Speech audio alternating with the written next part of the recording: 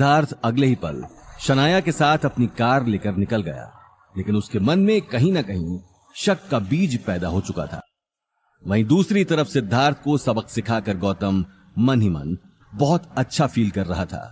वो अगले ही पल सारे डॉक्यूमेंट साइन कर अपने घर की तरफ निकल गया, लेकिन घर पहुंचते ही उसका खिलखिलाता हुआ चेहरा एक ही पल में मुरझा गया।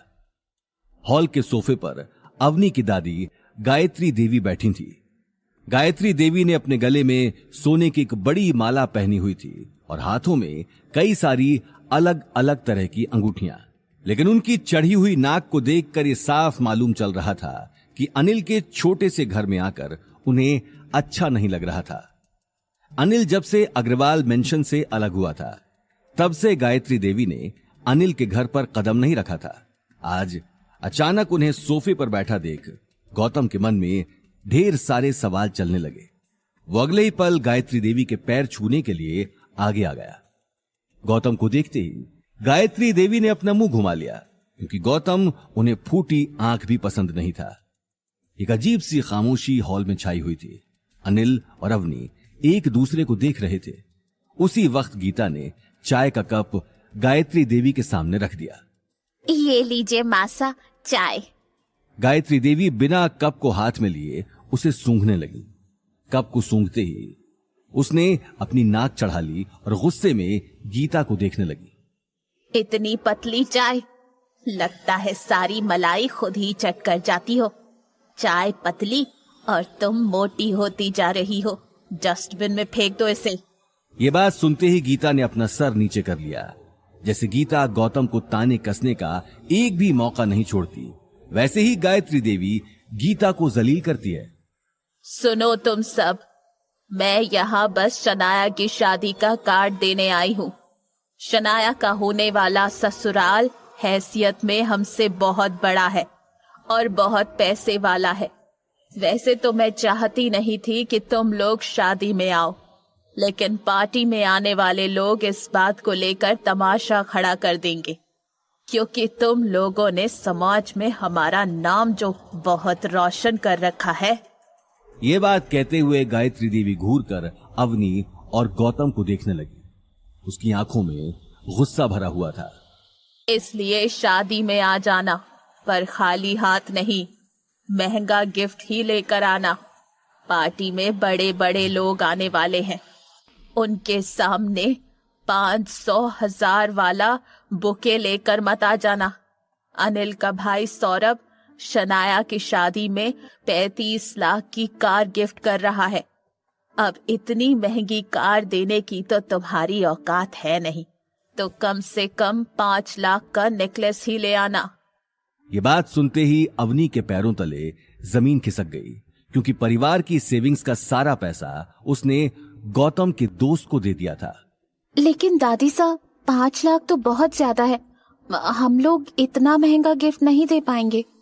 हाँ मासा, अब देखिए ना, फैमिली की कोई सेविंग भी नहीं है, तो इतना महंगा गिफ्ट। किडनी बेचो या घर, मैं नहीं जानती, पर गिफ्ट कम से कम 5 लाख का होना ही चाहिए। गायत्री देवी की गुस्से भरी आवाज सुनकर सभी एक दूसरे की शक्ल देखने लगे। अपनी बात खत्म कर गायत्री देवी गुस्से में घर से बाहर निकल गई।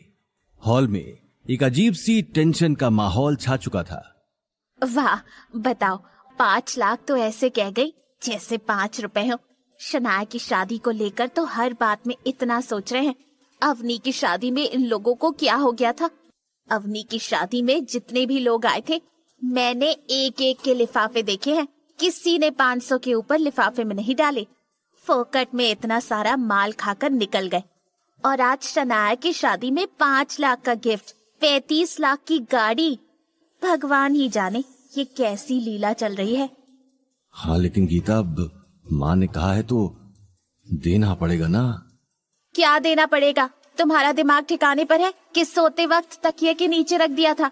तुम्हारी जानकारी के लिए बता दूं कि हमारे ऊपर अभी भी 27 लाख का कर्जा है। कहाँ से लाएंगे इतने महंगे गिफ्ट के लिए पैसे? लेकिन माँ यहाँ से बहुत गुस्से में गई है। हम एक काम करते हैं कि ये घर गिरवी रख देते हैं, नेकलेस भी आ जाएगा और बाकी बचे पैसे गौतम के दोस्त को दे देना। डैड, आप कैसी बातें कर रहे हैं? हम सिर्फ शनाया की शादी में महंगा गिफ्ट देने के लिए अपना घर तो गिरवी नहीं रख सकती, वो भी दादी सा की झूठी शान के लिए। हाँ, और घर गिरवी रख देंगे तो रहेंगे कहाँ? सड़क पर। ये बात कहते हुए गीता गुस्से में अनिल और गौतम को देखने लगी। गौतम अगले ही पल अपनी नजर घुमाकर अवनी को देखने लगा। इस वक्त उसकी कुछ बोलने की हिम्मत नहीं हुई। अवनी बेटा, मेरे पास कुछ पैसे हैं, हम लोग सस्ता सा नेकलेस ले लेते हैं। यस मॉम, आजकल बहुत अच्छे डुप्लीकेट डिजाइन आए हैं जो क्लासी भी है और शनाया डेली वेयर में भी यूज कर सकती है। गौतम, कार निकालो, लेट्स गो। कुछ ही देर में सब जोधपुर के ओल्ड मार्केट की तरफ निकल गए। ओल्ड मार्केट की एक बड़ी सी ज्वेलरी शॉप के बाहर आकर गौतम ने कार रोक दी। ये जोधपुर की एक बहुत फेमस ज्वेलरी शॉप थी, जहां कई शादी करने वाले लोग अपनी शादी की शॉपिंग करने आते थे। शॉप की चकाचौंध को देखकर अवनी को अपने बजट का ध्यान आ गया, जो शायद ना के बराबर ही था। लेकिन कुछ देर सोचने के बाद सभी लोग एक शॉप के अंदर चले गए। शॉप के अंदर घुसते ही एक मोटा आदमी उन सभी को देखकर मुस्कुराने लगा। उस आदमी ने अपने हाथ और अपने गले में बहुत सारा गोल्ड पहन रखा था, जिसे देखकर यह साफ मालूम चल रहा था कि वो ही दुकान का मालिक है। खम्मा घड़ी सा खम्मा घड़ी, आओ आओ, कहीं क्या दिखाऊं? हमें नेकलेस और इयररिंग्स देखने हैं। हाँ, या लियो, या देखो, एक से एक डिजाइन है। शॉप ओनर ने अगले ही पल एक के बाद एक बहुत सारे महंगे नेकलेसेस का ढेर लगा दिया। अवनी हर नेकलेस को देखने से पहले उसकी प्राइस का अंदाजा लगा रही थी। सभी नेकलेस उसके बजट से बाहर थे। गौतम भी इस बात को समझ चुका था। इतना सारा ढेर लगाने के बाद भी अवनी ने अब तक कुछ पसंद नहीं किया था। ये देखकर शॉप ओनर बुरी तरह से झल्ला गया। साथ ही गौतम और अवनी को इशारों में बात करते देख उसे लगा कि कहीं ये फ्रॉड तो नहीं, जो ऊपर से खानदानी पर अंदर से कंगाल हैं और यहां चुपके से अपना हाथ साफ करके चले जाएंगे। उसने अगले ही पल बाहर खड़े गार्ड को इशारा कर दिया और गार्ड्स तुरंत अंदर आ गए। साथ ही अवनी, गौतम और गीता पर नजर रखने लगे, जिसे देख अवनी और गीता घबरा गए। आखिर क्या होगा? शॉप ओनर का अगला कदम? क्या अवनी की फैमिली शनाया को महंगा गिफ्ट दे पाएगी? क्या होंगे इन सारे सवालों के जवाब? गार्ड्स को देखते ही गीता और अवनी हड़बड़ा गई। गौतम डेलिब्रेटली अवनी और गीता का टेंशन एक सुंदर नेकलेस की ओर लगाता है और अवनी अगले ही पल उन्हें नजरअंदाज करके नेकलेस ट्राई करने लगी। अजय, मैं थारे सामने इतना महंगा महंगा डिजाइन को ढेर लगा दियो, अब या में भी थारे को पसंद को नहीं आ रही हो तो मने बता दो। नहीं, ऐसी बात नहीं है, मुझे इसमें से पसंद है, लेकिन का है भाई जी, मैं तने झूठ को नहीं बोल रही हो। दुकान माले खूब ग्राहक आवे है, लेकिन मैं कदे काउंटर से उठकर कीणो गहना कौन दिखाऊं? हमारी दुकान का सेल्समैन ही दिखावे है। थैंक यू, मैं इसमें से पसंद कर लेती हूँ। ये बात कहते हुए अवनी टेबल पर रखा नेकलेस ध्यान से देखने लगी। उस नेकलेस की चमक से ये साफ पता चल रहा था कि वो बहुत महंगा नेकलेस था, जिसके ऊपर ग्रीन स्टोन्स का काम किया हुआ था और बहुत ही खूबसूरत डिजाइन पूरे नेकलेस पर बनाए हुए थे। लेकिन अवनी की सुई कहीं ना कहीं उसी नेकलेस पर आकर अटक चुकी थी। गौतम उस नेकलेस को देखकर अवनी की आंखों में आई गहरी चमक को देख रहा था। उसका मन हुआ कि वो अभी के अभी अवनी के लिए वो नेकलेस खरीद ले। अजी, ये तो बहुत ही रेयर पीस है, प्योर जोधपुरी डिजाइन, काम भी चोखो और डिजाइन भी चोखो। भाई जी, थे पहन कर देखो। ये कहते हुए ओनर ने टेबल से वो नेकलेस निकाल लिया। नहीं नहीं, ये बहुत एक्सपेंसिव लग रहा है, हमारा बजट सिर्फ 50,000 है। 50,000 सुनते ही शॉप ओनर का दिमाग सनक गया। उसके चेहरे का रंग लाल पड़ गया। अगले ही पल वो टेबल पर रखे नेकलेस गुस्से से समेटने लगा। आसपास खड़े बाकी के सेल्समैन और गार्ड्स भी अपना काम छोड़कर अपने सेठ को देख रहे थे। क्या हुआ? आप ये सारे पीसेस समेट क्यों रहे हैं? तो काय करूं, थाने पैक करके दे दूं। अरे भाई जी, जब थारो बजट है ही कोई नहीं तो ये बात तो मने पहले बतानी चाहिए थी। बेमतलब मारो टाइम खराब कर दियो। अरे ऐसी बात नहीं है, हम नेकलेस ले तो रहे हैं, बस हमें थोड़ा सस्ता चाहिए। अरे भाई जी, जब अतरा महंगा गहना लेने की हैसियत ही कोनी तो मने बता देते। पता नहीं कहां कहां से आ जावा है, खामखा इतना महंगा महंगा सेट खुलवा दिया। अपने सेठ की गुस्से भरी बात सुनकर सभी सेल्समैन अपना काम छोड़कर उसके पास आकर खड़े हो गए। उन लोगों को देखकर गीता और अनिल का गला सूख गया। मैडम, पहले बोल देते कि आपका बजट नहीं है, और जो नेकलेस आपने देखा वो भी बहुत रेयर है। आपको देखने से पहले ही बोल देना चाहिए। अरे तो हम क्या करें, यही साहब हमारे सामने ज्वेलरी का ढेर लगा रहे थे, इसमें हमारी क्या गलती है। वाह भाई, उल्टो चोर कोतवाल ने डांटे। माने तो घनी देर पहले ही समझ में आ गया था कि थारी जेब में पैसा कोनी, बस महंगो सामान। बस बहुत हो गई थारी बात, कब से सुन रही हूँ। राजू, ले पुलिस ने फोन कर हमारी दुकान में आके मणई धमकी। देखते ही देखते बात बढ़ने लगी। ये देखकर अवनी का गला सूख गया। सामने खड़े सेल्समैन अब उसकी बात सुनने को भी तैयार नहीं थे। गौतम चलो, हम कहीं और चलते हैं। मैडम, कहीं और जाकर उनका भी टाइम खराब मत कर देना। ये बात सुनते ही काउंटर से दूसरा सेल्समैन निकलकर बाहर आ गया और गुस्से में गौतम और अनिल को देखने लगा। अरे सर, इन लोगों की वजह से ही मार्केट बदनाम होता है। मैंने कल भी इन दोनों को एंटीक मार्केट में देखा था। वहां भी ऐसे टाइम पास करने के लिए शोरूम में घुस गए और 8 लाख का एंटीक स्टैच्यू तोड़ दिया, और जब पैसे भरने की बारी आई तो वहां से 9, 2, 11 होने लगे। अच्छा, तो ये वही लोग हैं। अब मुझे समझ में आया, अपनी बीवी के लिए कुछ नहीं खरीद सकता, इसलिए महंगा नेकलेस देखकर उसे चोरी करने का इरादा है इसका। क्या कहा तुमने? तुम्हें कैसे पता कि मैं खरीद सकता हूं कि नहीं? गौतम के मुंह से निकली आवाज ने सभी को हिला दिया था। दुकान का सेठ अब किसी भी पल गौतम के ऊपर हाथ उठाने के लिए तैयार था। ये देखकर अवनी के सिर से पसीना आने लगा और उसका दिल जोरों से धड़कने लगा। अरे वो नेकलेस 12 लाख को है, तू खरीद सके है कई, और खरीद सके है तो फिर लापीसा दे। तमाशा लग चुका था। दुकान में मौजूद कुछ कस्टमर्स की निगाहें भी गौतम और अवनी पर टिकी थी। गौतम चाहे तो वो अभी के अभी अवनी के लिए पूरी दुकान खरीद सकता था, लेकिन इस वक्त वो अपनी पहचान किसी को बताना नहीं चाहता था। वहीं गीता गौतम की चुप्पी को देखकर मन ही मन उसे कोस रही थी। अवनी ने सभी लोगों की सवालिया निगाहों से बचने के लिए दुकान के ओनर के सामने हाथ जोड़ लिए। उसकी आंखों में नमी साफ दिखाई दे रही थी। इससे पहले कि उसकी आंखों से आंसू गिरते, वो अपने आप को संभालते हुए बोली, सेठ जी, मुझसे बहुत बड़ी गलती हो गई। मुझे पहले आपको अपना बजट बता देना चाहिए था। आपके पास 50,000 तक की कोई ज्वेलरी नहीं है तो कोई बात नहीं।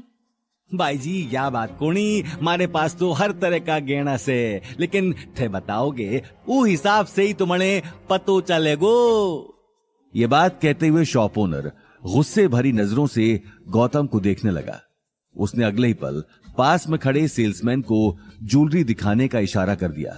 अवनी ने अपना मन मारकर कुछ ही देर में एक सिंपल सा नेकलेस पसंद कर लिया, जिसकी कीमत 60,000 थी। अवनी नेकलेस पैक करवाकर गीता को देखने लगी। मॉम, इन्हें पैसे दे दो। पूरा मूड खराब कर दिया, और ये सब हुआ इस मनहूस गौतम की वजह से।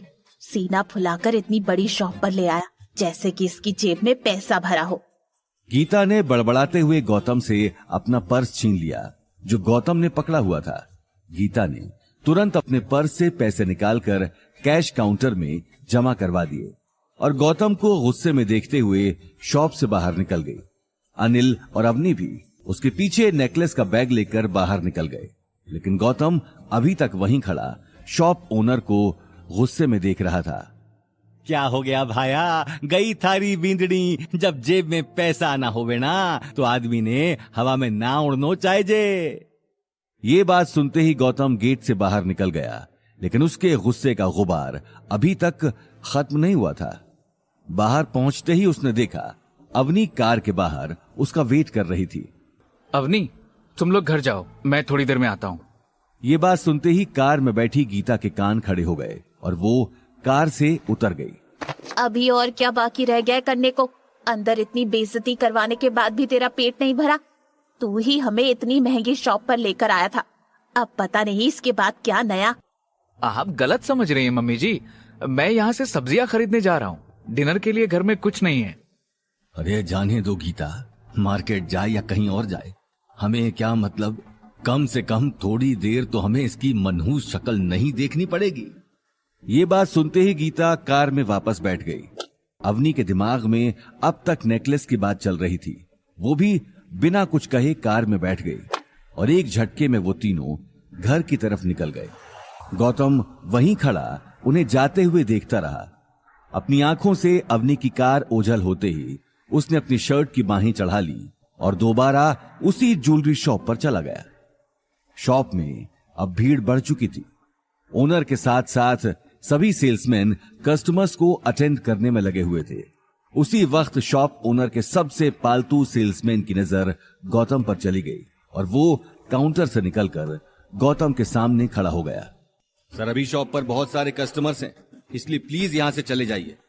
वो 12 लाख वाला नेकलेस निकालो, मैं उसे खरीदना चाहता हूँ। गौतम की बात सुनते ही सभी सेल्समैन हंसने लगे।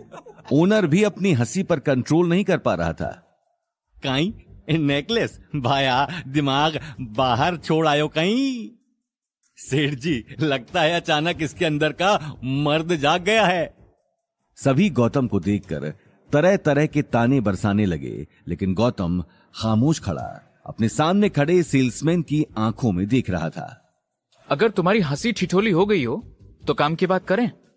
ओ कम ऑन, तुम सच में वो नेकलेस खरीदना चाहते हो? वो तुम्हारी औकात से बाहर है। मेरी औकात कितनी है वो तुम अंदाजा भी नहीं लगा सकते। फिलहाल मैं यहाँ सिर्फ एक कस्टमर बनकर। अरे काई, बहुत होगी कि चेंचे। उठाओ साले ने और बाहर निकालो। अब तो तू यहाँ से सीधा पुलिस स्टेशन ही जाएगा। इस शॉप का पूरे मार्केट में बहुत नाम है। एक आवाज में लोग इकट्ठे हो जाएंगे और फिर तेरा क्या हाल करेंगे वो मैं बता भी नहीं सकता। पहले तुझे यहाँ लोगों की मार पड़ेगी और उसके बाद पुलिस की मार। बहुत हो गया तेरा। ये बात सुनते ही गौतम ने अपना मोबाइल निकाल लिया। वो पीछे नहीं हटने वाला था। Hello Munshi ji, old city, Ajit colony, shop number 105, जल्दी आइए। सिर्फ आपके पास 10 मिनट है। जी हुकुम। सेल्समैन ने यह बात सुनकर हंसते हुए गौतम के कंधे पर हाथ रख दिया। किसे फोन किया है? किसी सूरमा को जो आकर तुझे बचाएगा? वो तुझे अगले 10 मिनट में पता चल जाएगा। सेल्समैन का चेहरा गुस्से में लाल हो चुका था। उसी वक्त आसपास के लोगों ने मौका देखते ही गौतम के ऊपर ताने बरसाना शुरू कर दिया। इस देश में गरीबी प्रॉब्लम नहीं है, प्रॉब्लम है इन जैसे गुंडे लोग। देखो तो सही, इतना जलील होने के बाद भी खड़ा है। अजी, इन लोगों की तो जात ही ऐसी होती है, चोर उचक्कों को क्या फर्क पड़ता है। और देखो, खड़ा ऐसे है जैसे पूरी दुकान खरीदनी हो। शॉप के हर कोने में खुसुर फुसुर शुरू हो चुकी थी। वहीं कुछ लोगों को 10 मिनट बाद होने वाले तमाशे का इंतजार था। सेल्समैन और शॉप ओनर की नजरें भी घड़ी पर टिकी थी। लेकिन तभी शॉप के बाहर एक के बाद एक बहुत सारी महंगी कारें आकर खड़ी हो गईं। कारों के रुकते ही उनमें से हट्टे कट्टे बॉडीगार्ड हाथों में गन्स लिए शॉप के बाहर आकर खड़े हो गए। सभी के कानों में ब्लूटूथ लगे थे और सभी हाथों में वॉकी टॉकी से एक दूसरे को कमांड दे रहे थे। इतने सारे बॉडीगार्ड देखकर आसपास के लोग भौचक्के रह गए। शॉप ओनर भी काउंटर से बाहर निकलकर देखने लगा। उसी वक्त एक ब्लैक कार से मुंशी जी बाहर निकलकर शॉप को ध्यान से देखने लगे। मुंशी को शॉप में एंटर करते ही गौतम सामने खड़ा दिखाई देता है। सभी बॉडीगार्ड्स ने पूरी शॉप को अब चारों तरफ से घेर लिया था। मुंशी जी के आते ही शॉप के अंदर लोगों की कानाफूसी शुरू हो गई। खमा गढ़ी हुकुम, आप इतनी छोटी दुकान में के? मुंशी जी, मैंने आपको इसलिए बुलाया है क्योंकि इस आदमी ने अभी अभी मुझसे मेरी औकात पूछी है। ये कहते ही गौतम सामने खड़े सेल्समैन की आंखों में आंखें डालकर देखने लगा। इतने सारे बॉडीगार्ड्स देखकर सेल्समैन का गला सूख गया और दिल की धड़कनें तेज हो गईं। क्या गौतम अपनी सच्चाई बताएगा? आखिर क्या होने वाला था अब शॉप पर? तुम्हारी हिम्मत कैसे हुई हुकुम से इस तरह बात करने की? तुम जानते भी हो इस वक्त किसके सामने खड़े हो। सिर्फ 1 मिनट लगेगा ये पूरी दुकान और तुम्हें खरीदने में। मुंशी जी की तेज आवाज सुनते ही 2-3 गार्ड्स शॉप के अंदर आ गए और घूरकर शॉप ओनर को देखने लगे। उन हट्टे कट्टे गार्ड्स को देखते ही ओनर का गला सूख गया। मुंशी जी गुस्से में उसे देखने लगे। ओनर गौतम के रुतबे और ताकत को पहचान चुका था। साथ ही उसके सारे सेल्समैन भी समझ चुके थे कि गौतम भले ही दिखने में आम आदमी था, लेकिन उसकी असलियत कुछ और थी। गौतम ने देखते ही देखते मुंशी जी को इशारा कर दिया। मुंशी जी उसी वक्त कार से एक बड़ा सा बैग निकालकर गौतम को दे देते हैं। गौतम ने बड़ी शान से बैग खोलकर टेबल पर रख दिया। बैग खुलते ही सभी के मुंह हैरानी से खुले के खुले रह गए। बैग पैसों से लबालब भरा हुआ था। इतना पैसा वहां मौजूद सेल्समैन ने शायद पहली बार ही देखा था। वहीं दूसरी तरफ शॉप ओनर के पैर कांपने लगे। वो अगले ही पल गौतम के पैरों में गिर गया और उसने अपने गाल पर जोर जोर से थप्पड़ मारना शुरू कर दिया। मने माफ कर दो हुकुम। हाँ मिस्टर सेल्समैन, अब बताओ तुम्हें मेरी औकात देखनी है? ये बात सुनते ही सेल्समैन ने अपना सिर झुका लिया और गौतम के पैरों में झुक गया। सर प्लीज मुझे भी माफ कर दीजिए, मेरा दिमाग खराब हो गया था। ठीक है, इस बार तो मैं तुम दोनों को माफ कर रहा हूं, लेकिन आइंदा तुमने किसी का मजाक बनाने की हिम्मत की तो मुझसे बुरा कोई नहीं होगा। ये बात कहते हुए गौतम ने गार्ड्स को इशारा कर दिया।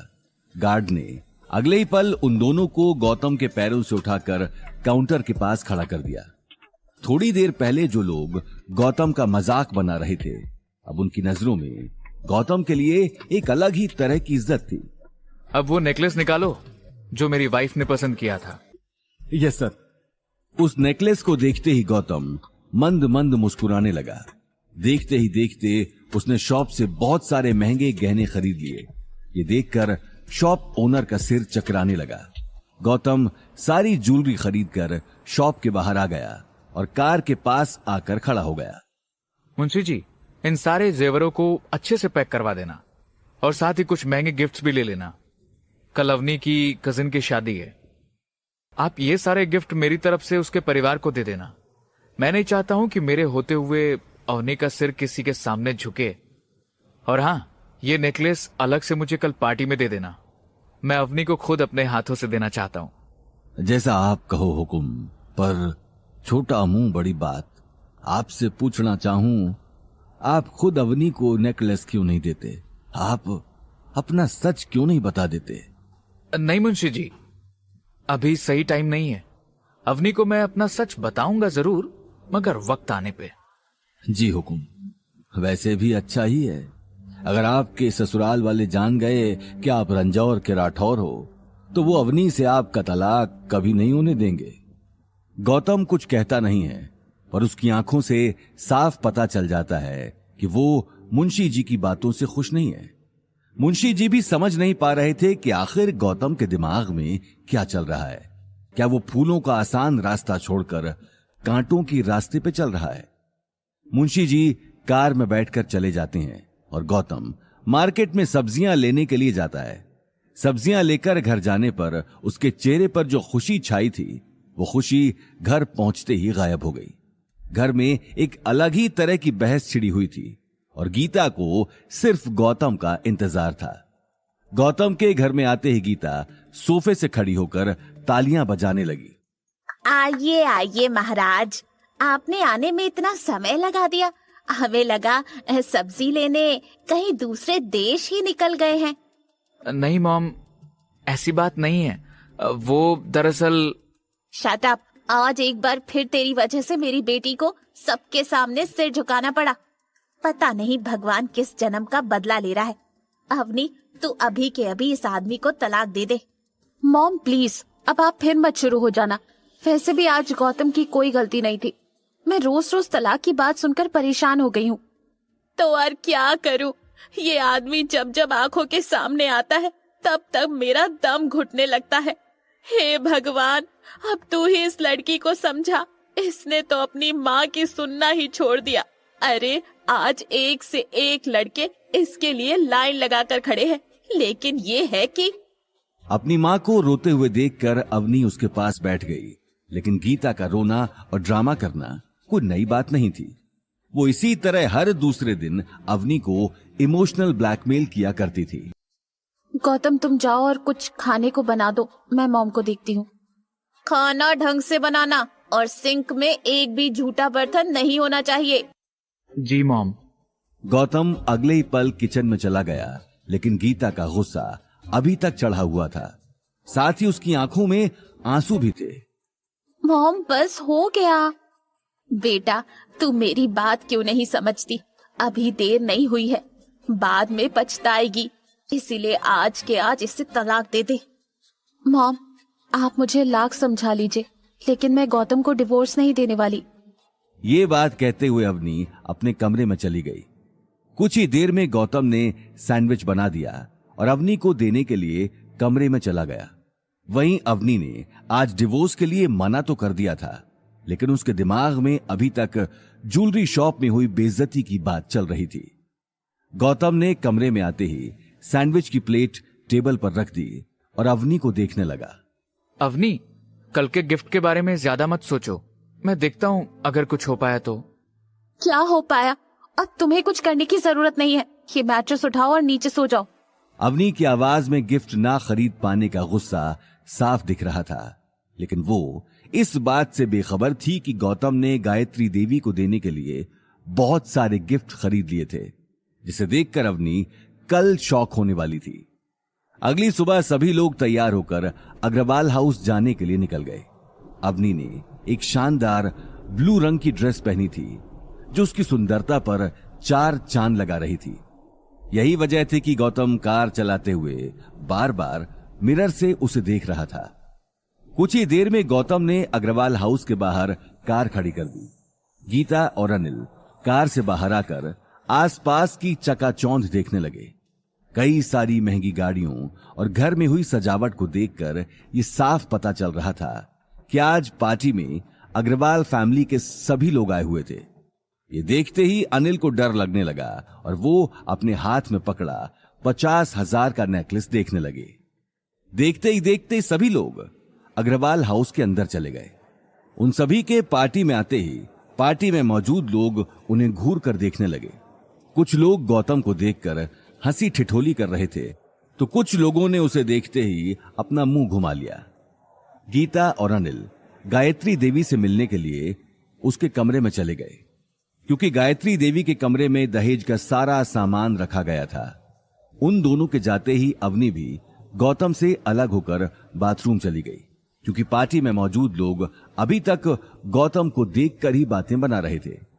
कुछ ही देर में जब वो बाथरूम से निकली तो उसने देखा कि गौतम बाहर ही खड़ा होकर उसका वेट कर रहा था। अवनी इस बात से परेशान होकर गायत्री देवी के रूम में चली गई। वो गौतम के साथ रहकर लोगों की बातों का शिकार नहीं होना चाहती थी, लेकिन रूम के बाहर पहुंचते ही अवनी को अपनी दादी की गुस्से भरी आवाज सुनाई दी। ये क्या लेकर आए हो? मैंने तुम लोगों को कहा था कि कम से कम 5 लाख का नेकलेस लेकर आना, और तुम ये क्या उठाकर लाए हो? अरे पैसे नहीं थे तो अपने उस निकम्मे दामाद को कहते क्यों नहीं हो कि कुछ काम करे? सारा दिन घर में बैठकर मुफ्त की रोटियां तोड़ता रहता है। ये बात सुनते ही अवनी अपने आप को रोक नहीं पाई और गुस्से में कमरे के अंदर चली गई। दादी सा, ऐसी क्या बड़ी गलती हो गई हमसे जो आप मॉम को इतना डांट रही हो? अवनी की गुस्से भरी आवाज सुनते ही गायत्री ने नेकलेस का डिब्बा उठाकर फेंक दिया और अवनी की आंखों में आंखें डालकर देखने लगी। तुम्हारी हिम्मत कैसे हुई मेरे सामने ऊंची आवाज में बात करने की? आज शनाया की सगाई है, वो भी शहर के बहुत बड़े परिवार के साथ। जब वो लोग पूछेंगे कि आपके होनहार बेटे अनिल ने क्या गिफ्ट दिया, तो मैं क्या जवाब दूंगी? यही कि वो ये सड़ा हुआ सा नेकलेस उठाकर लाया है। ये बात सुनते ही अवनी कुछ कहने के लिए आगे बढ़ी, लेकिन तभी अनिल ने उसे इशारे से रोक दिया, क्योंकि वो गायत्री देवी का गुस्सा अच्छे से जानता था। लेकिन अवनी भी आज किसी की सुनने वाली नहीं थी। हम आपको खुश करने के लिए कुछ भी कर ले, लेकिन आपके ताने कभी खत्म नहीं होते। ये नेकलेस 50,000 का है। 50,000 हमारे लिए बहुत बड़ी बात है, लेकिन आपने इसे यूं ही फेंक दिया। गायत्री देवी के परिवार में आज तक उनसे किसी ने इस तरह बात नहीं की थी। उसका चेहरा अब गुस्से में आग बबूला हो चुका था। तभी उसने पास में रखा गर्मा गर्म चाय का कप उठाकर अवनी पर दे मारा। अवनी ने तुरंत बचने के लिए अपना चेहरा घुमा लिया। चेहरा घुमाते ही उसे बहुत तेज कप के टूटने की आवाज सुनाई दी। अवनी ने जैसे ही अपने चेहरे से बाल हटाकर देखा तो वो हैरान रह गई। सामने गौतम खड़ा था, जिसने गायत्री का हाथ झटक कर कप दीवार में दे मारा था। अवनी, तुम ठीक तो हो ना? कहीं लगी तो नहीं? अवनी की आंखों में हैरानी थी। वहीं गायत्री देवी गौतम को गुस्से में देख रही थी। लेकिन इससे पहले कि वो गौतम को कुछ जवाब देती, उसे बाहर से तेज आवाज सुनाई दी। दादी साहब, करणवीर अंकल आ गए, जल्दी आइए। करणवीर का नाम सुनते ही गायत्री देवी के चेहरे से एक पल के लिए गुस्सा गायब हो गया, क्योंकि करणवीर ही उनकी नजर में उनका सबसे होनहार बेटा था। गायत्री देवी करणवीर को देखने के लिए जैसे ही कमरे से बाहर जाने लगी, उसी वक्त एक 6 फुट लंबा आदमी महंगा सूट पहने कमरे के अंदर आ गया। हाथ में महंगी घड़ी और गले में सोने की मोटी चेन देखकर उसकी अमीरी साफ पता चल रही थी। अरे मासा, कहाँ जा रही हैं? मैं तो आपसे। ये बात कहते हुए वो आदमी अनिल और गीता को नीची नजरों से देखने लगा। अच्छा, तो यहाँ भाई साहब और उनका पूरा परिवार आया हुआ है। वाह, मुझे लगा भाई साहब तो कहीं महंगी पार्टियों में उठते बैठते नहीं होंगे। क्यों भाई साहब?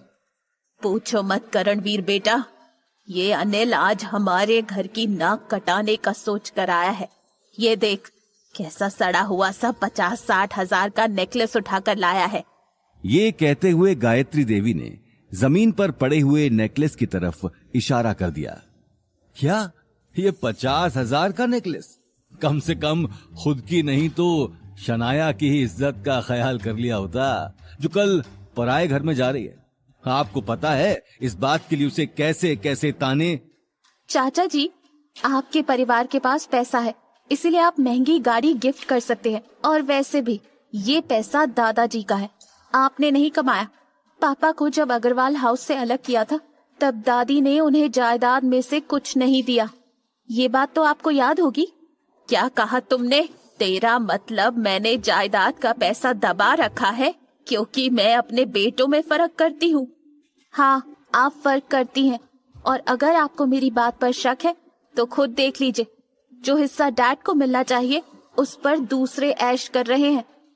ये बात सुनते ही करणवीर अपने चेहरे से चश्मा हटाकर आसपास देखने लगा।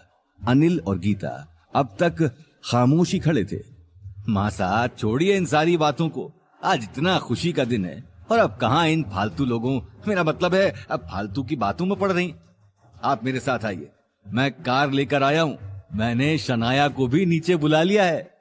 ये बात सुनते ही गायत्री देवी गुस्से में बाहर जाने लगी, लेकिन तभी उसने मुड़कर अवनी के कंधे पर हाथ रख दिया।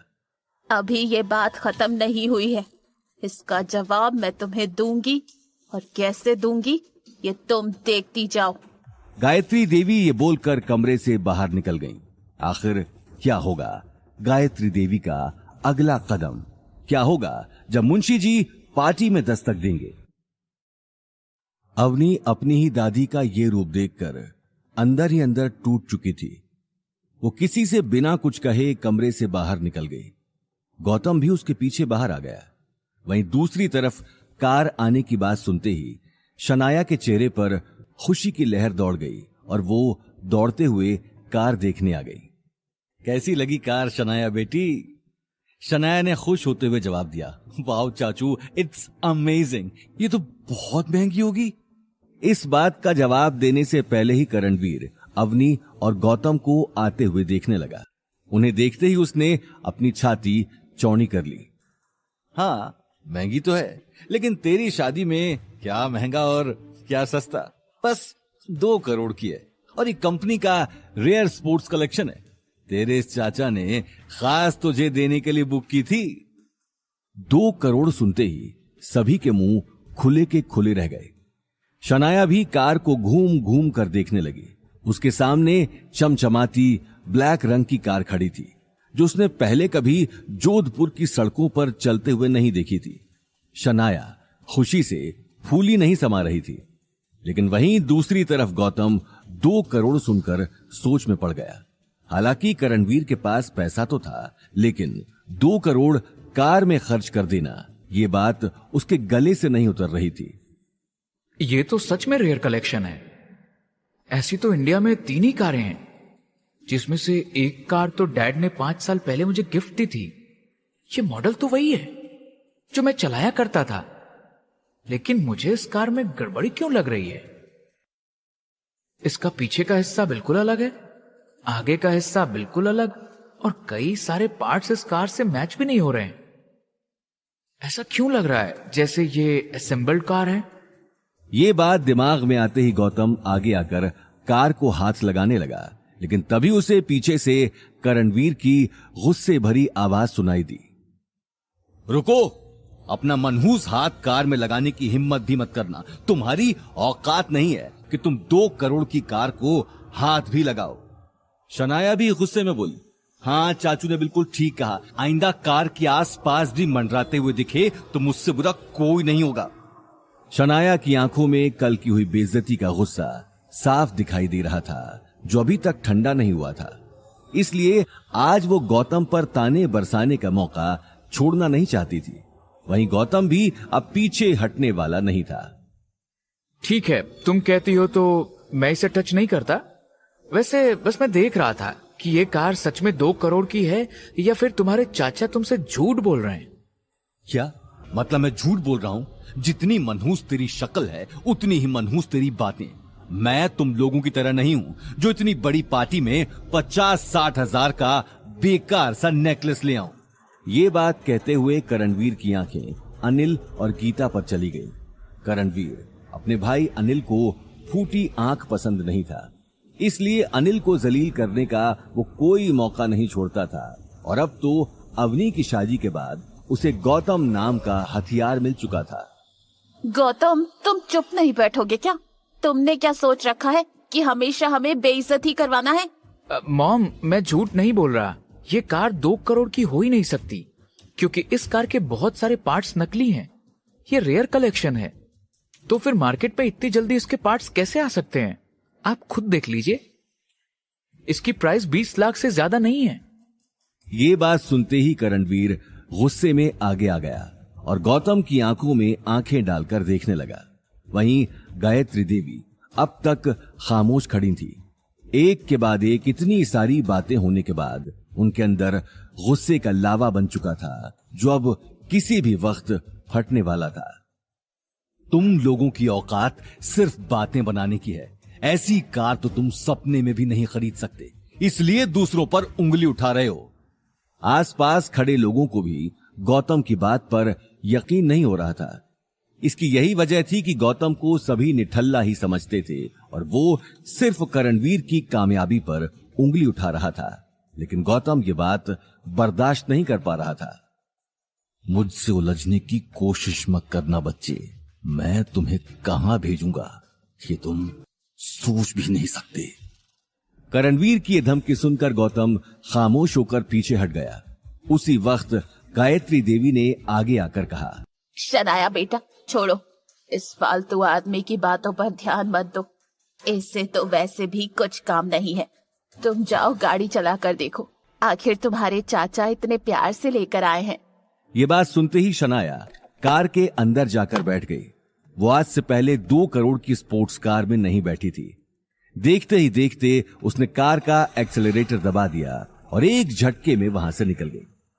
शनाया के जाते ही सभी लोग अग्रवाल हाउस के अंदर जाकर एक दूसरे से बात करने में बिजी हो गए। लेकिन गायत्री देवी और करणवीर का गुस्सा अभी तक ठंडा नहीं हुआ था। देखते ही देखते परिवार के बाकी लोग भी पार्टी की तैयारियों में बिजी हो गए। लेकिन गौतम के शक की सुई अब तक कार पर ही अटकी हुई थी। सभी के अंदर जाते ही उसने मुंशी जी को फोन पर कार और शनाया की लोकेशन के बारे में बता दिया। वहीं दूसरी तरफ शनाया कार ड्राइव करते हुए हाईवे तक पहुंच चुकी थी। एक तरफ उसके दिल में सिद्धार्थ से शादी की खुशी थी, तो दूसरी तरफ कार मिलने की खुशी थी, जिसे मनाने के लिए वो एक पल के लिए सब कुछ भूल चुकी थी। लेकिन कुछ ही देर में उसकी खुशी हवा की तरह गायब हो गई, जब उसे हाईवे के बीचों बीच बहुत सारे पुलिस वाले बैरिकेड्स लगाए खड़े दिखाई दिए। उन पुलिस वालों को देखते ही शनाया ने अपनी कार साइड में लगा दी। शनाया गुस्से में इंस्पेक्टर से बोली, व्हाट द हेल, मुझे क्यों रोका? हम लोग चोरी की कार ढूंढ रहे हैं, जिन्हें दूसरी सिटी से चोरी करके जोधपुर में मॉडिफाई किया जा रहा है। मुझे शक है कि आपकी कार उनमें से एक है, इसलिए आपसे पूछताछ करनी है मैडम। शनाया चिढ़ते हुए बोली, क्या ऑफिसर, आपको शायद कोई गलत फहमी हुई है। ये कार तो मुझे मेरे चाचा ने वेडिंग गिफ्ट दी है, ये चोरी की कैसे? अच्छा, तो फिर तो हमें आपके चाचा से मिलना पड़ेगा। हवलदार, मैडम को गाड़ी में बैठाओ और इनकी कार को पुलिस स्टेशन पहुंचा देना। इंस्पेक्टर की बात सुनते ही हवलदार एक झटके में कार लेकर वहां से निकल गया। चलिए मैडम, आपके चाचा के पास। शनाया रोते हुए बोली, सर प्लीज ऐसा मत कीजिए, आज मेरी सगाई है। आप अगर पुलिस के साथ कोऑपरेट करेंगी तो शायद आपकी सगाई अच्छे से हो जाए। शनाया चुपचाप कार में जाकर बैठ गई। वहीं दूसरी तरफ शनाया को गए हुए लगभग 1 घंटे से ज्यादा हो चुका था। परिवार के सभी लोगों को अब उसकी चिंता सताने लगी थी, और तो और अब किसी भी वक्त रघुवीर पंडित अपने परिवार को लेकर अग्रवाल हाउस पहुंचने वाला था। गायत्री देवी बार बार घड़ी में टाइम देख रही थी। सगाई की खुशी उसके चेहरे से गायब हो चुकी थी। करणवीर बेटा, क्या हुआ? कुछ पता चला? आखिर कहाँ चली गई ये लड़की? मां साहब, मैं कब से फोन लगा रहा हूं, लेकिन ये फोन ही नहीं उठा रही। शनाया को पता है कि आज उसकी सगाई है और लड़के वाले किसी भी वक्त पहुंच जाएंगे, फिर भी ये लड़की गायब है। इससे पहले कि गायत्री देवी अपनी बात पूरी कर पाती, उन्हें दरवाजे के बाहर से पुलिस के सायरन की आवाज सुनाई दी। यह आवाज सुनते ही वो हैरानी से करणवीर को देखने लगी। अवनी को भी कुछ समझ में नहीं आ रहा था। वो अगले ही पल गीता और अनिल के पास खड़ी हो गई, लेकिन गौतम पुलिस के आने की वजह अच्छे से जानता था। इंस्पेक्टर साहब, क्या हुआ? आप अचानक? गायत्री देवी अपनी बात अधूरी छोड़कर शनाया को देखने लगी, जिसके चारों तरफ पुलिस वाले खड़े थे। करणवीर अग्रवाल कौन है तुम लोगों में से? ये सुनते ही गायत्री देवी हैरानी से करणवीर को देखने लगी। करणवीर, ये सब क्या है? ये पुलिस वाले तुम्हारे? छोड़िए, ये क्या बताएगा, मैं बताता हूँ। दरअसल जो कार इन साहब ने गिफ्ट में दी है वो चोरी की है। हम लोग कब से इस गिरोह की तलाश में थे जो दूसरे शहरों से महंगी कारें चोरी करके उनके पार्ट्स चेंज करते हैं और फिर उन्हें बेचते हैं। ये बात सुनते ही गायत्री देवी के पैरों तले जमीन खिसक गई। वहीं परिवार के बाकी लोग भी आपस में खुसुर फुसुर करने लगे। ये सब क्या है करणवीर? तुमने मुझसे झूठ कहा, वो भी इतने खास दिन पर। तुम जानते भी हो कि तुम्हारी इस हरकत की वजह से मैं कहीं मुंह दिखाने के काबिल नहीं रहूंगी। निकल जाओ अभी के अभी, और आज के बाद मुझे अपनी शक्ल मत दिखाना। माँ साहब, प्लीज प्लीज मुझे माफ कर दीजिए, मुझसे बहुत बड़ी गलती हो गई माँ साहब। मैं तो बस शनाया बेटी को महंगा गिफ्ट। इंस्पेक्टर साहब, इस कार से मेरी पोती का कोई लेना देना नहीं है, वो निर्दोष है। ये कार मेरे बेटे की है और इसी ने चुराई है। आप इसे ले जाओ, क्योंकि इसे इस बात की सजा मिलनी ही चाहिए। गायत्री देवी की कड़क आवाज सुनते ही हवलदार ने आगे आकर करणवीर को हथकड़ी पहना दी और उसे जबरदस्ती सभी के सामने से लेकर चले गए। करणवीर की आंखों में शर्मिंदगी साफ दिखाई दे रही थी। पार्टी में जो खुशी और उल्लास का माहौल छाया हुआ था, वो अब एक अजीब सी टेंशन में बदल चुका था। गायत्री देवी घूरकर गौतम को देख रही थी। गौतम मन ही मन खुश था, क्योंकि कुछ देर पहले इसी गायत्री देवी ने अवनी को बेइज्जत किया था। अग्रवाल परिवार के बाकी लोग अभी तक इसी बात के बारे में बात कर रहे थे। ठीक है, तमाशा खत्म हो गया, इसीलिए अब इस मुद्दे पर कोई बात नहीं करेगा। कुछ ही देर में लड़के वाले यहाँ पहुंच जाएंगे।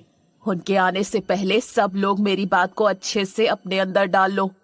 यहाँ क्या हुआ है, कैसे हुआ, किसी को कुछ नहीं पता। कोई इस बारे में बात नहीं करेगा। अपनी कड़क आवाज के साथ ही गायत्री देवी सभी को देखने लगी और अगले ही पल शनाया को लेकर अपने कमरे में चली गई। गायत्री देवी के जाते ही अवनी गौतम को शक भरी निगाहों से देखने लगी। तुम्हें कैसे पता कि वो कार चोरी की थी? एक्सपीरियंस। मुझे स्पोर्ट्स कार के बारे में बहुत कुछ पता है।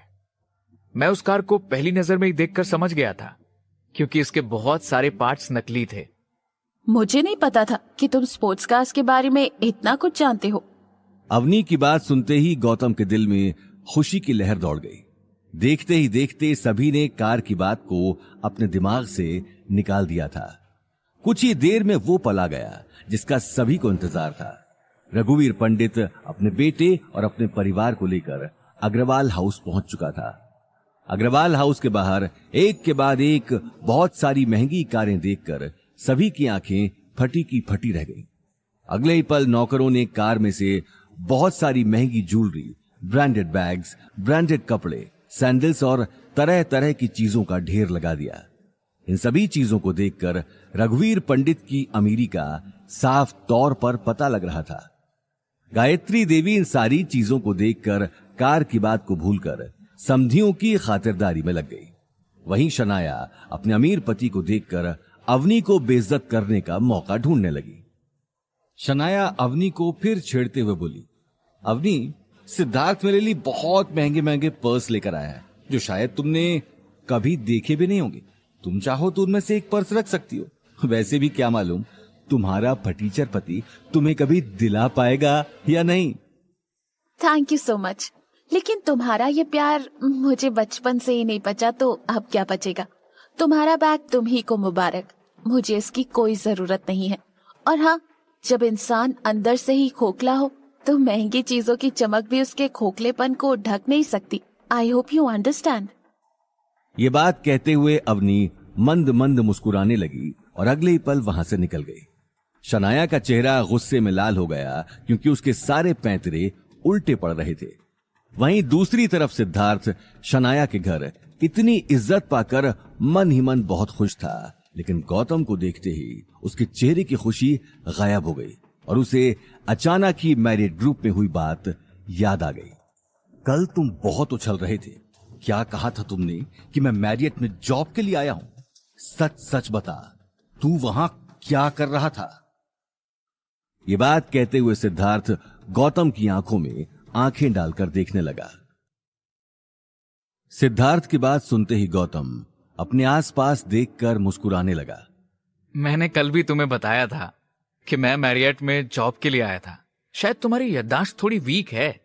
ये बात सुनते ही आसपास खड़े लोगों का ध्यान भी गौतम की तरफ चला गया। वहीं शनाया को उसी वक्त गुस्सा आ गया और वो अवनी को देखने लगी। शनाया ने कहा, हां, मैं ये बात तो अवनी को बताना ही भूल गई कि हमारे प्यारे जीजा सा कल मैरियट में झाड़ू लगाने की नौकरी के लिए गए थे। शनाया की बात सुनते ही सभी जोर जोर से हंसने लगे। अवनी ने शर्मिंदगी से अपना सिर झुका लिया। वहीं लोगों के ठहाके सुनकर सिद्धार्थ को जोश आ चुका था। हाँ, लेकिन बेचारा क्या करे। बेचारे को शायद वहां भी कोई जॉब नहीं मिली या किसी ने जॉब पर रखा ही नहीं।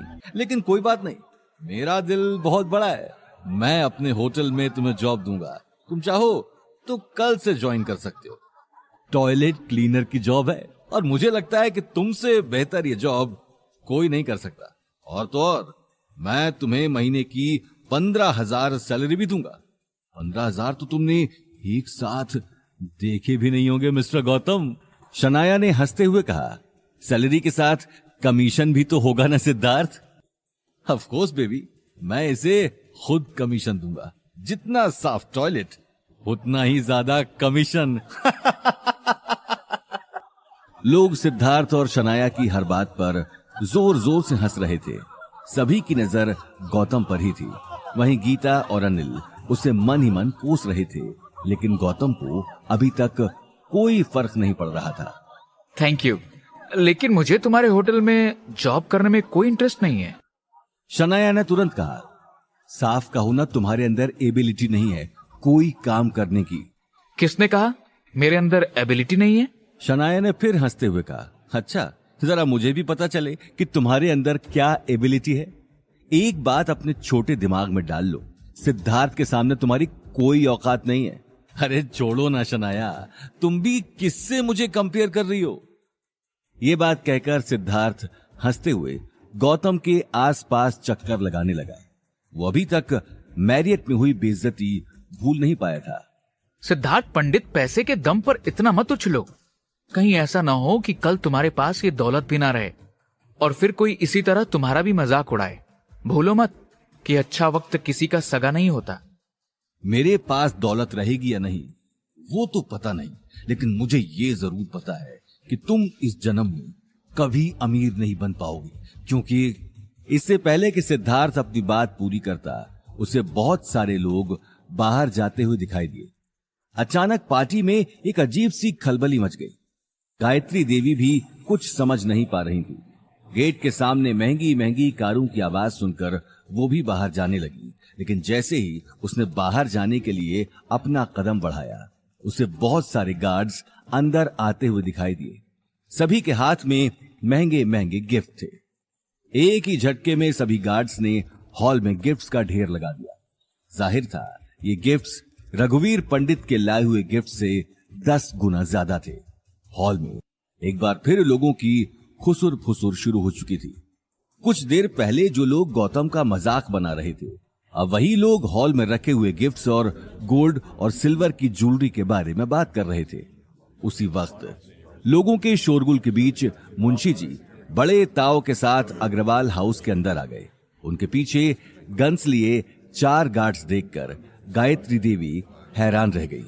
ये बात अलग थी कि वो अब तक मुंशी जी को रघुवीर पंडित का रिश्तेदार ही समझ रही थी। मुंशी जी अंदर आते ही गौतम को देखने लगे, जो थोड़ी ही दूरी पर खड़ा था। गौतम ने उन्हें देखते ही अपनी आंखों से गायत्री देवी की तरफ इशारा कर दिया। मुंशी जी ने अगले ही पल अपने चेहरे से चश्मा हटा लिया और गायत्री देवी को देखने लगे। हेलो मिस गायत्री जी, आपको आपकी पोती की सगाई के लिए बहुत बहुत शुभकामनाएं। ये सारे गिफ्ट जोधपुर के राठौड़ परिवार की तरफ से छोटा सा नजराना है। उम्मीद है आपको पसंद आया होगा।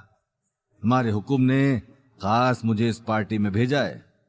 राठौड़ परिवार का नाम सुनते ही गायत्री देवी हैरान रह गई। गायत्री देवी बिजनेस में एक्टिव होने की वजह से राठौड़ परिवार के बारे में अच्छे से जानती थी। जोधपुर के साथ साथ रघुवेंद्र राठौड़ का बिजनेस कई जगह फैला हुआ था और इस बात से पूरा जोधपुर वाकिफ था। लेकिन गायत्री देवी इतने बड़े आदमी का अपने घर पर आने का मतलब समझ नहीं पा रही थी। गायत्री देवी के साथ साथ रघुवीर और सिद्धार्थ का भी यही हाल था। वहीं दूसरी तरफ अवनी के दिमाग में कई तरह के सवाल चल रहे थे। रघुवीर भी देखते देखते मुंशी जी के पास जाकर खड़ा हो गया। गायत्री देवी ने रघुवीर को देखते ही कहा, रघुवीर जी, मुझे ये देखकर बहुत अच्छा लगा कि आपके राठौर परिवार के साथ इतने अच्छे रिलेशंस हैं, जो उन्होंने हमारी इतनी छोटी सी पार्टी में आने की जहमत उठाई। गायत्री देवी की बात सुनते ही रघुवीर एक पल के लिए सकपका गया और खिसियानी हंसी हंसते हुए मुंशी जी को देखने लगा। वो ये बात अच्छे से जानता था कि उसका राठौड़ परिवार से कोई लेना देना नहीं था, लेकिन गायत्री देवी के सामने ये बात कहकर वो अपनी बेइज्जती नहीं करवाना चाहता था। अपने पापा की पहचान देखकर सिद्धार्थ का सीना भी घमंड से चौड़ा हो गया। वो अगले ही पल गायत्री देवी के पास चला गया और उनके कान में फुसफुसाने लगा, दादी, मेरे पापा का तो सुमेर पैलेस में जाना होता ही रहता है।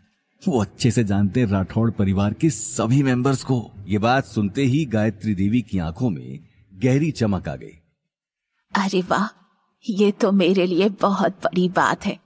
शनाया की शादी के बाद तो राठौर फैमिली के साथ मेरा भी उठना बैठना हो जाएगा।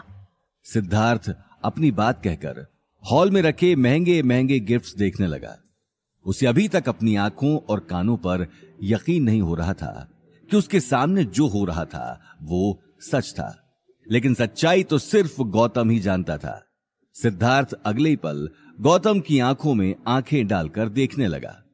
मिस्टर गौतम, देखो अपने आप को, एक मैं जमाई हूं और एक तुम जमाई हो। ऊप्स, घर जमाई हो। क्या औकात है तुम्हारी मेरे सामने? कुछ भी नहीं। तुम अवनी के ऊपर ही नहीं, पूरे अग्रवाल खानदान के ऊपर बोझ हो, बोझ।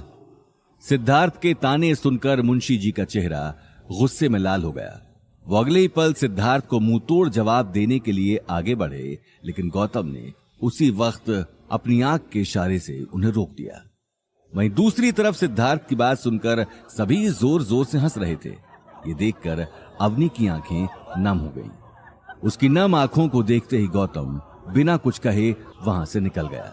सिद्धार्थ एकटक उसे जाते हुए देखने लगा।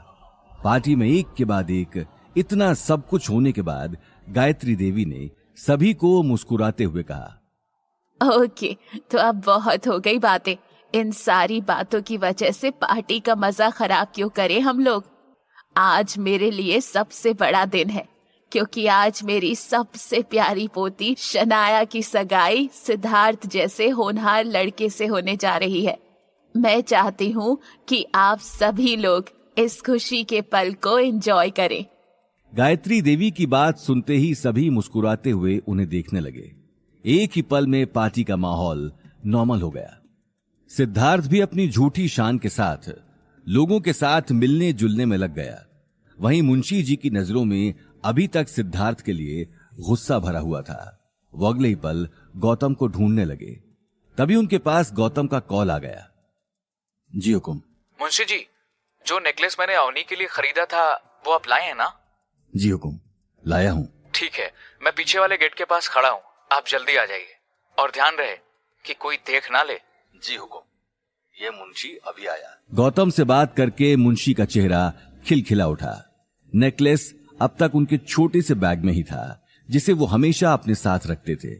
वो अगले ही पल लोगों की नजरों से बचते हुए अग्रवाल हाउस के पीछे वाले रास्ते में चले गए। कुछ ही देर में उन्होंने गौतम से मिलकर उसे नेकलेस दे दिया। नेकलेस देखते ही गौतम को अवनी का ख्याल आ गया। मुंशी जी एकटक गौतम की आंखों में देख रहे थे।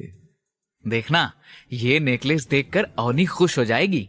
हुकुम, गुस्ताखी माफ, लेकिन ये मुंशी आपसे एक बात बोलना चाहता है। कहिए ना मुंशी जी। ये मुंशी समझता है कि आपको अवनी के साथ बहुत अच्छा लग रहा है, लेकिन 1 साल बाद आपको अवनी को छोड़कर दीप्ति बिटिया से शादी करनी है। तब आप कैसे संभालेंगे ये सब? अवनी के साथ आपका प्यार बढ़ गया तो बहुत मुश्किल हो जाएगी। आखिरकार बात दिल की है और दिल पर तो किसी का जोर ना चले। मैं बस बात कह रहा हूं, बाकी आप बहुत समझदार हैं। मुंशी जी की बात सुनते ही गौतम एक पल के लिए शांत हो गया और ध्यान से नेकलेस को देखने लगा। फिक्र मत कीजिए मुंशी जी, मैं अपनी बात से पीछे नहीं हटूंगा। 1 साल बाद चाहे जो भी हो, मैं अवनी को छोड़ दूंगा। गौतम मुंशी जी की आंखों में देखने लगा। उसकी आंखों में दर्द साफ दिखाई दे रहा था। अच्छा, अब जाइए, इससे पहले कि किसी को शक हो जाए। मैं अभी आता हूं। गौतम की बात सुनते ही मुंशी जी वहां से निकल गए। अंदर जाते ही उन्हें गायत्री देवी दिखाई दी। वो अगले ही पल गायत्री देवी के पास चले गए। अब मुझे इजाजत दीजिए, अब मुझे और भी कुछ काम है। अगर आप थोड़ी देर और रुकते तो बच्चों को बहुत अच्छा लगता। हमें तो आपने खातिरदारी का मौका दिया ही नहीं। वो फिर कभी, अभी बड़े हुकुम के दूसरे काम से भी जाना है। निकलने में देरी हो गई तो परेशानी हो जाएगी। ये बात कहते हुए मुंशी जी अगले ही पल गेट के बाहर जाने लगे। आसपास खड़े गार्ड्स उसी वक्त उन्हें घेर कर उनके आसपास चलने लगे। सिद्धार्थ और रघुवीर भी मुस्कुराते हुए उन्हें जाते हुए देख रहे थे। वहीं अवनी अपनी मॉम डैड के साथ सभी लोगों से अलग एक कोने में खड़ी थी। मुंशी जी के गेट तक पहुंचते ही गौतम ने अवनी के पास आकर उसे नेकलेस दे दिया। अवनी, ये तुम्हारे लिए। नेकलेस देखते ही अवनी के पैरों तले जमीन खिसक गई। गौतम, ये तुम्हारे पास कैसे आया? मुझे पता है, ये तुम्हें ज्वेलरी शॉप पर बहुत पसंद आया था, इसीलिए मैंने ये तुम्हारे लिए खरीद लिया। लेकिन तुम्हारे पास पैसे? इससे पहले कि अवनी आगे कुछ पूछती, शनाया का भाई नील वहां पहुंच गया। नील भी शनाया की तरह अवनी और उसके परिवार से नफरत करता था।